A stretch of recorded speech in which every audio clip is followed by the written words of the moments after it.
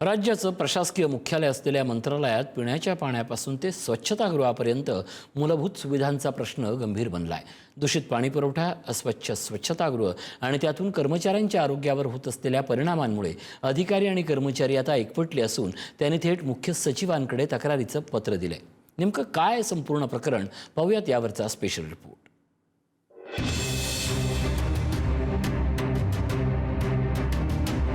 राज्यभरातील अनेक भागात नागरिकांना पिण्याच्या पाण्यासाठी वणवण भटकावं लागत असताना आता राज्याच्या सर्वोच्च प्रशासकीय मुख्यालय असलेल्या मंत्रालयातही पिण्याच्या पाण्याचा गंभीर प्रश्न निर्माण झालाय। मंत्रालयात दूषित पुरवठा होत असल्याच्या तक्रारी समोर आल्या।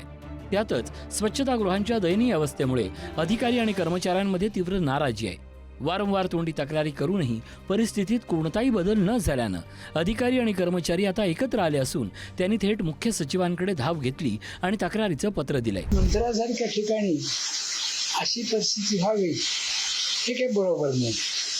त्या संदर्भामध्ये आमच्या मंत्रालयांच्या शाखेने गव्हर्नमेंटला पत्र सुद्धा दिलेलं आहे, परंतु ती मंडळी ते पाण्याचा काय ते नमुना घेऊन तपासणीला पाठवले म्हणतात।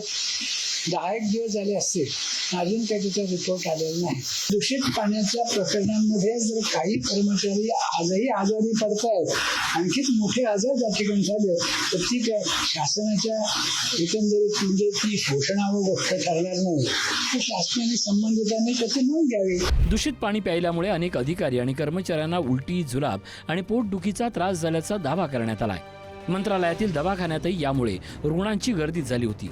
दुसरीकडे स्वच्छतागृहांची अवस्थाही अत्यंत दयनीय असल्याचं कर्मचाऱ्यांचं म्हणणं आहे। अनेक ठिकाणी दरवाजे नाहीत, साबण आणि पाण्याचा अभाव आहे, गळती सुरू आहे, तर हवा खेळती नसल्यानं कुबट वातावरण निर्माण झालंय।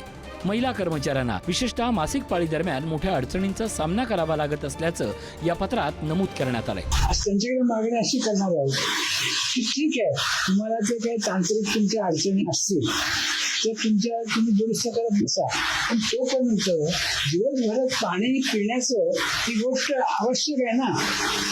तर त्या दृष्टिकोनातून आम्हाला बाह्य स्रोतातून पाणी आम्हाला पुरवण्यात यावं प्रत्येक दिवशी, आणि मग ज्यावेळेला तुमचं सगळं काही ठीकठाक होईल आणि दूषितपणा निघून जाईल त्यावेळेला आपोआपच ही सिस्टीम बंद होईल।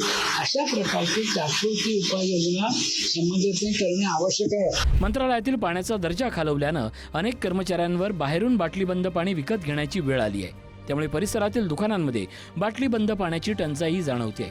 अधिकारी संघटनेनं मुख्य सचिवांकडे पालिकेच्या पाण्याचे चाचणी अहवाल जाहीर करण्याची, पाणी पूर्णपणे सुरक्षित असल्याचा अहवाल येईपर्यंत बाटलीबंद पाणी उपलब्ध करून देण्याची, पाण्याच्या टाक्या आणि वॉटर प्युरिफायरची तातडीनं स्वच्छता करण्याची, तसंच स्वच्छतागृहांची दुरुस्ती करून त्यासाठी संयुक्त समिती नेमण्याची मागणी केली आहे। त्यामुळे राज्याच्या सर्वोच्च प्रशासकीय मुख्यालयातच मूलभूत सुविधांबाबत गंभीर प्रश्न निर्माण झाल्यानं आता प्रशासन यावर किती वेगानं ठोस पावलं उचलते याकडे सर्वांचं लक्ष लागलंय।